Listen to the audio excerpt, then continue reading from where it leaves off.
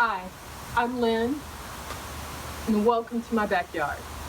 In my backyard, I'm building an aquapond. What's an aquapond? It's the integration between two different systems, an aquaponics system and a fish pond, and bringing those together to work together. In these videos, I'm going to walk you through 7 basic phases of the build. That includes design, construction, looking at the mechanics of a fish pond, looking at the engineering behind an aquaponics system, stocking the fish, selection and planting, and then finally looking at the whole system together, looking at what works, what doesn't work, talk about pitfalls and how I resolve them. In today's video, I want to really talk about design. If you're going to build a fish pond, there are a couple of things that you need to consider first, like whether or not you're going to put the pond in ground or above ground. I've decided to go ahead and put the fish pond in the ground. There are some advantages for putting the pond in the ground. Because I'm putting it in the ground, I don't have to buy any fill dirt in order to bank up around the pond and use dirt anywhere that I need to. Having a pond above ground is aesthetically pleasing, it looks nice. Most of those are usually circular, at least the ones I've seen. Doesn't mean that you can't have a different shape in an above ground pond. If it's structurally sound, and it should be, you can sit on the edge of a above ground pond really easily. You could measure it to the height that you want to be able to just sit and look over at fish.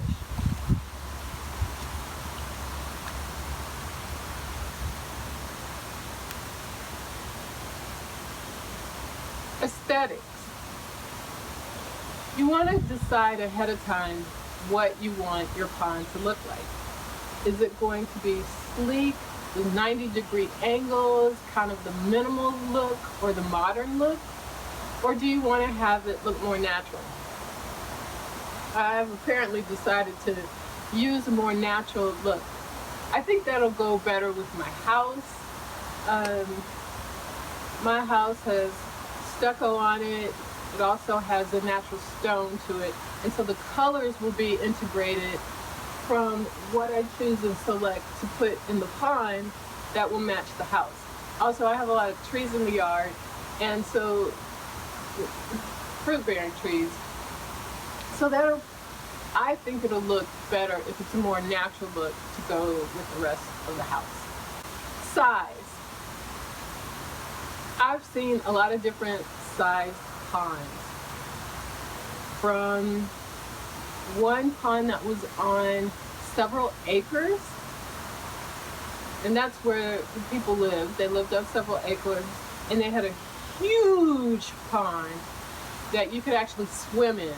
They did have fish in that pond, but it was massive. I think most houses are about 50 by 100. That's just using that as an average. So with a house covering 1/2 to maybe 3/4 of the lot, you might end up with a pretty good sized area that you can put a pond in. You can have a very tiny pond, or you can have a pond that will take up the majority of your lot. It's your decision. But I have a tip on how to measure and figure out how to judge what size you would like. That size also is very important when you consider the size of the pump that you'll need, the amount of the fish that you'll need, the amount and type of plants that you'll need in the system. All of these components, especially those 3, they need to be balanced. the system will automatically pull bacteria in to the rocks. And I'll talk more about that later. And that balance will kind of just work itself out naturally. You don't have to add any bacteria. It'll just happen on its own. Nature will take its place. But you do have to add worms to an aquaponics system and a specific type of worm to help in the integration and help that system work. In this video, I want to focus on design. I really wrestled back and forth for kind of a long time on the shape, the size, what it would look like. And so I want to show you some of the steps I use to try to decide on what the design would look like. I sat down to draw it out, and this is what I drew. This was basically my first attempt to try to put it on paper and work out the design of what I really wanted. What shape, what size, and I kept going back and forth, draw a square, rip it out, draw this shape, rip it out. So I settled on this, the amoeba or the kind of bean shape, something that's kind of a natural flow. Now, I realized this is not really a professional drawing, and I had a hard time trying to look at the specifics and trying to work out the issues between integrating the aquaponics with the fish pond. This drawing just wasn't doing it. In my mind, this is what I drew. In reality, this is what I really drew.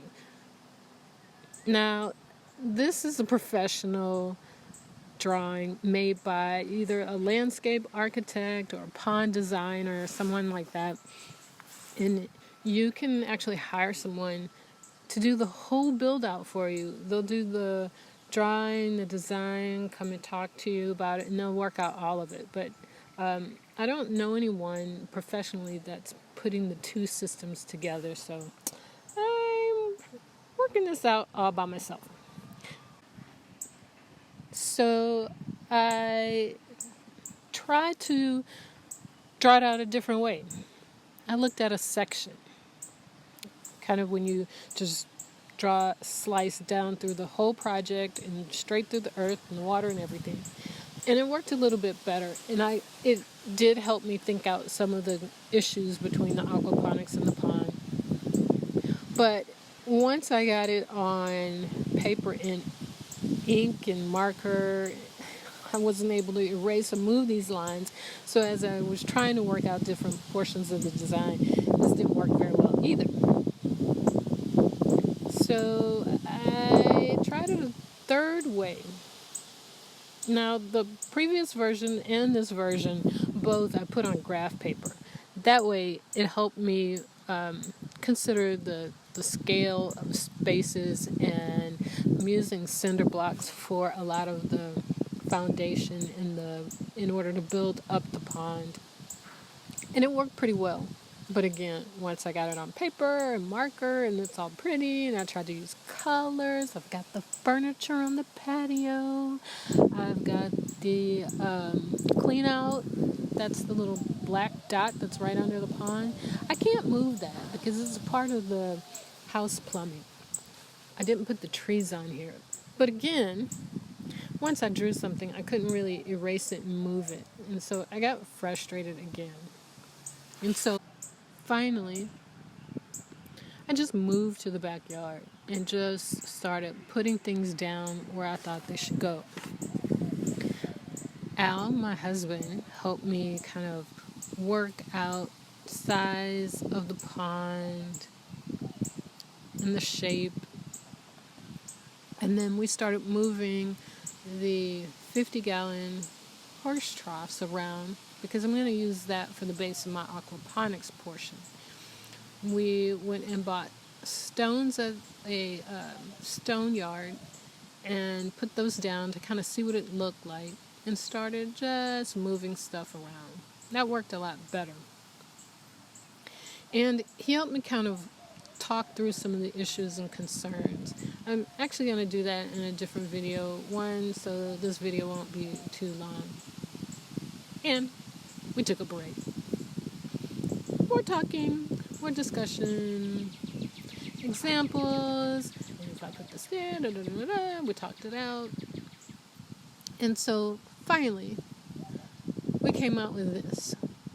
We worked out the shape and the size, the position, where it would sit in the yard, how the aquaponics horse troughs would sit, where the bog would be. And so this is the final quote unquote design. It may not really look like it now, but this is before. I hope you enjoyed this video. It is on design of my AquaPond build.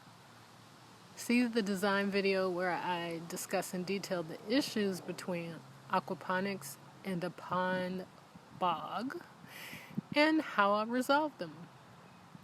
Hit the like, subscribe, and bell to get notifications and see the progress. Thank you for watching.